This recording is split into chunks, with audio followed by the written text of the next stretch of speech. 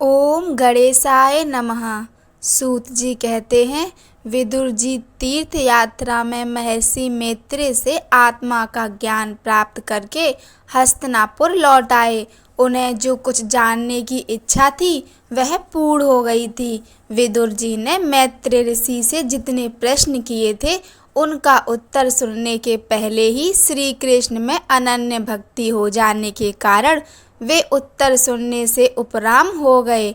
शौनक जी अपने चाचा विदुर जी को आया देख धर्मराज युधिष्ठिर, उनके चारों भाई धृतराष्ट्र, युत्सु, संजय, कृपाचार्य, कुंती, गांधारी, द्रौपदी, सुभद्रा, उत्तरा, कृपि तथा पांडव परिवार के अन्य सभी नर नारी और अपने पुत्रों सहित दूसरी स्त्रियां सब के सब बड़ी प्रसन्नता से मानो मृत शरीर में प्राण आ गया हो ऐसा अनुभव करते हुए उनकी अगवानी के लिए सामने गए।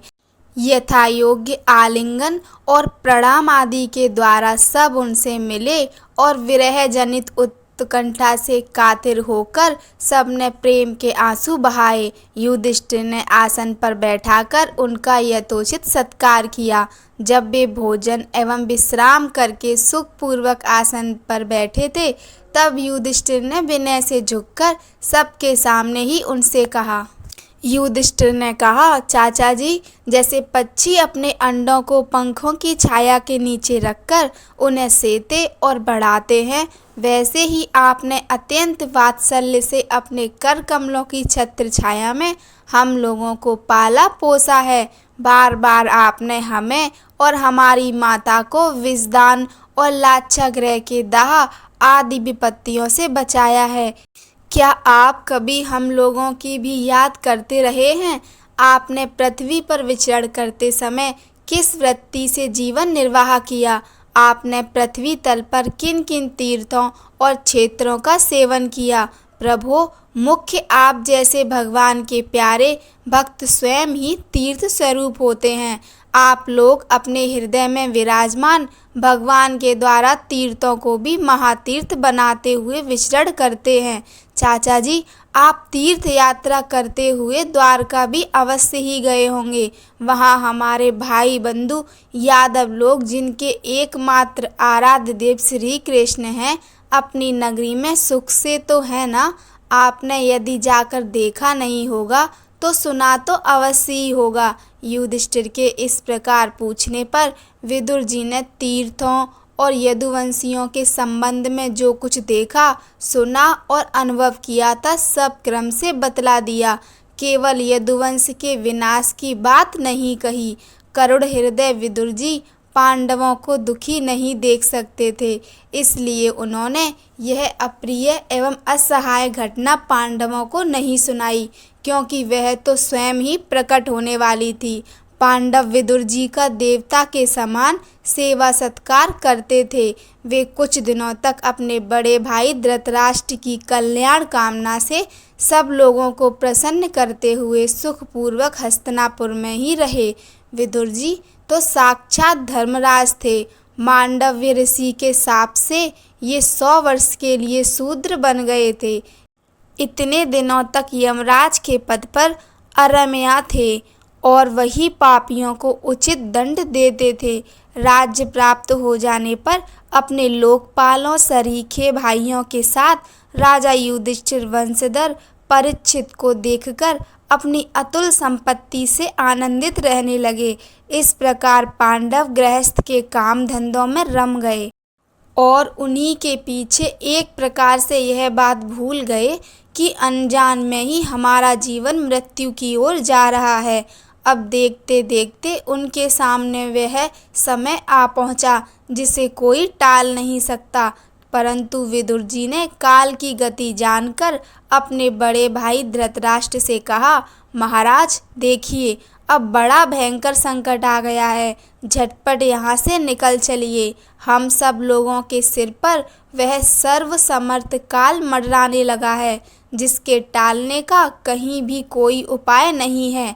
काल के वशीभूत होकर जीव का अपने प्रियतम प्राणों से भी बात की बात में वियोग हो जाता है। फिर धन जन आदि दूसरी वस्तुओं की तो बात ही क्या है। आपके चाचा, ताऊ, भाई, सगे संबंधी और पुत्र सभी मारे गए। आपकी उम्र भी ढल चुकी, शरीर बुढ़ापे का शिकार हो गया। आप पराए घर में पड़े हुए हैं। ओह, इस प्राणी को जीवित रहने की कितनी प्रबल इच्छा होती है। इसी के कारण तो आप भीम का दिया हुआ टुकड़ा खाकर कुत्ते का सा जीवन बिता रहे हैं, जिनको आपने आग में जलाने की चेष्टा की, विष देकर मार डालना चाहा। भरी सभा में जिनकी विवाहिता पत्नी को अपमानित किया, जिनकी भूमि और धन छीन लिए, उन्हीं के अन्न से पले हुए प्राणों को रखने में क्या गौरव है। आपके अज्ञान की हद हो गई। अब भी आप जीना चाहते हैं, परंतु आपके चाहने से क्या होगा। पुराने वस्त्र की तरह बुढ़ापे से गला हुआ आपका शरीर आपके ना चाहने पर भी छीड़ हुआ जा रहा है। अब इस शरीर से आपका कोई स्वार्थ सधने वाला नहीं है। इसमें फंसिए मत, इसकी ममता का बंधन काट डालिए। जो संसार के संबंधियों से अलग रहकर उनके अनजान में अपने शरीर का त्याग करता है, वही धीर कहा गया है, चाहे अपनी समझ से हो या दूसरे के समझाने से। जो इस संसार को दुख रूप समझकर इससे विरक्त हो जाता है और अपने अंतकरण को वश में करके हृदय में भगवान को धारण कर संन्यास के लिए घर से निकल पड़ता है, वही उत्तम मनुष्य है। इसके आगे जो समय आने वाला है, वह प्राय मनुष्यों के गुणों को घटाने वाला होगा। इसलिए आप अपने कुटुंबियों से छिपकर उत्तराखंड में चले जाइए। जब छोटे भाई विदुर ने अंधे राजा धृतराष्ट्र को इस प्रकार समझाया, तब उनकी प्रज्ञा के नेत्र खुल गए। वे भाई बंधुओं के सुदृढ़ स्नेह पाशों को काटकर अपने छोटे भाई विदुर के दिखलाए हुए मार्ग से निकल पड़े।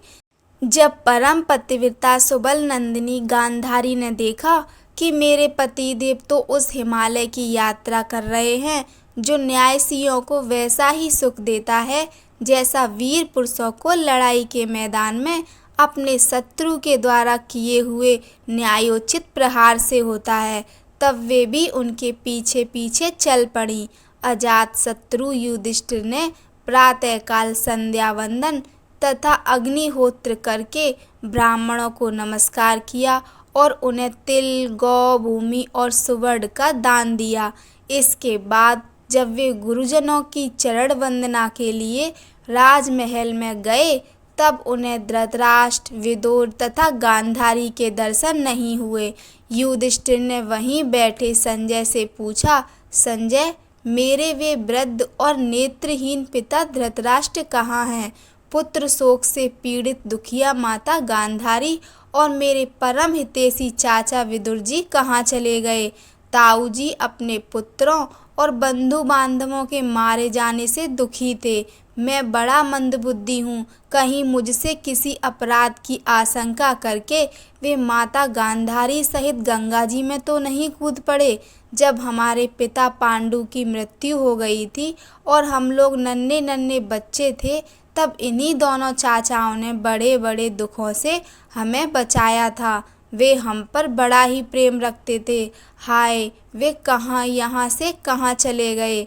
सूत जी कहते हैं, संजय अपने स्वामी धृतराष्ट्र को ना पाकर कृपा और स्नेह की विकलता से अत्यंत पीड़ित और विरह आतुर हो रहे थे।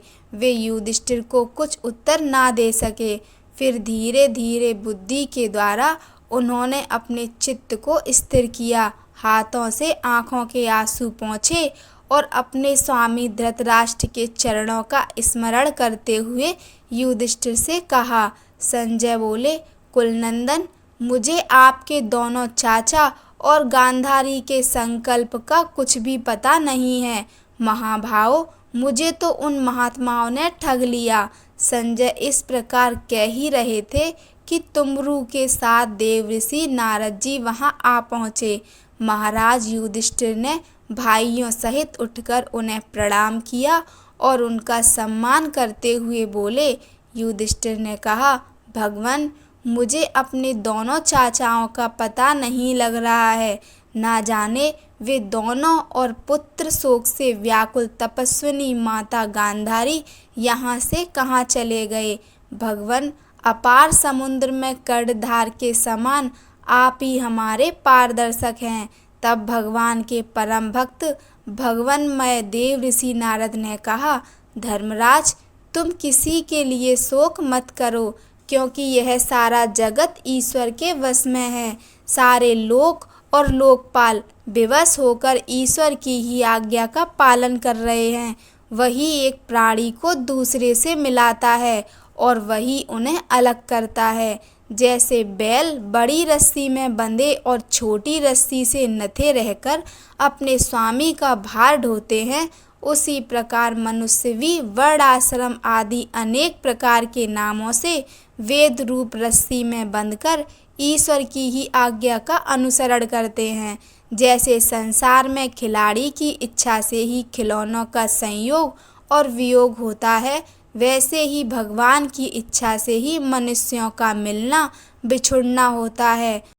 तुम लोगों को जीव रूप से नित्य मानो या देह रूप से अनित्य, अथवा जड़ रूप से अनित्य और चेतन रूप से नित्य, अथवा शुद्ध ब्रह्म रूप में नित्य अनित्य कुछ भी न मानो। किसी भी अवस्था में मोहजन्य आसक्ति के अतिरिक्त वो शोक करने योग्य नहीं है। इसलिए धर्मराज, वे दीन दुखी चाचा चाची असहाय अवस्था में मेरे बिना कैसे रहेंगे। इस अज्ञान जन्य मन की विकलता को छोड़ दो। यह पांच भौतिक शरीर काल, कर्म और गुणों के वश में है। अजगर के मुंह में पड़े हुए पुरुष के समान यह पराधीन शरीर दूसरों की रक्षा ही क्या कर सकता है। हाथ वालों के बिना हाथ वाले, चार पैर वाले पशुओं के बिना पैर वाले, तृण आदि और उनमें भी बड़े जीवों के छोटे जीव आहार हैं। इस प्रकार एक जीव दूसरे जीव के जीवन का कारण हो रहा है। इन समस्त रूपों में जीवों के बाहर और भीतर वही एक स्वयं प्रकाश भगवान, जो संपूर्ण आत्माओं के आत्मा है, माया के द्वारा अनेकों प्रकार से प्रकट हो रहे हैं। तुम केवल उन्हीं को देखो। महाराज, समस्त प्राणियों को जीवन दान देने वाले वे ही भगवान इस समय इस पृथ्वी तल पर देवद्रोहियों का नाश करने के लिए काल रूप से अवतरित हुए हैं। अब वे देवताओं का कार्य पूरा कर चुके हैं। थोड़ा सा काम और शेष है, उसी के लिए वे रुके हुए हैं। जब तक वे प्रभु यहाँ हैं, तब तक तुम लोग भी उनकी प्रतीक्षा करते रहो। धर्मराज, हिमालय के दक्षिण भाग में, जहाँ सप्त ऋषियों की प्रसन्नता के लिए गंगा जी ने अलग अलग 7 धाराओं के रूप में अपने को 7 भागों में व्यक्त कर दिया है, जिसे सप्त स्रोत कहते हैं, वही ऋषियों के आश्रम पर धृतराष्ट्र अपनी पत्नी गांधारी और विदुर के साथ गए हैं। वहाँ वे त्रिकाल स्नान और विधि पूर्वक अग्निहोत्र करते हैं। अब उनके चित्त में किसी प्रकार की कामना नहीं है। वे केवल जल पीकर शांत चित्त से निवास करते हैं। आसन जीतकर प्राणों को वश में करके उन्होंने अपनी 6 इंद्रियों को विषयों से लौटा लिया है। भगवान की धारणा से उनके तमोगुण, रजोगुण और सत्वगुण के मल नष्ट हो चुके हैं। उन्होंने अहंकार को बुद्धि के साथ जोड़कर और उसे क्षेत्रज्ञ आत्मा में लीन करके उसे भी महाकाश में घटाकाश के समान सर्वधिष्ठान ब्रह्मा में एक कर दिया है। उन्होंने अपनी समस्त इंद्रियों और मन को रोककर समस्त विषयों को बाहर से ही लौटा दिया है और माया के गुणों से होने वाले परिणामों को सर्वथा मिटा दिया है। समस्त कर्मों का संन्यास करके वे इस समय ठूंठ की तरह स्थिर होकर बैठे हुए हैं। अतः तुम उनके मार्ग में विघ्न रूप मत बनना। धर्मराज, आज से 5वें दिन वे अपने शरीर का परित्याग कर देंगे और वह जलकर भस्म हो जाएगा। अग्नियों के द्वारा पर्णकुटी के साथ अपने पति के मृतदेह को जलते देखकर बाहर खड़ी हुई साध्वी गांधारी भी पति का अनुगमन करती हुई उसी आग में प्रवेश कर जाएंगी। धर्मराज विदुर जी अपने भाई का आश्चर्यमय मोक्ष देखकर हर्षित और वियोग देखकर दुखित होते हुए वहां से तीर्थ सेवन के लिए चले जाएंगे। देवऋषि नारद यों कहकर तुम्बरु के साथ स्वर्ग को चले गए। धर्मराज युधिष्ठिर ने उनके उपदेशों को हृदय में धारण करके शोक को त्याग दिया। कथा अच्छी लगी हो तो लाइक कीजिए, चैनल को सब्सक्राइब कीजिए। धन्यवाद।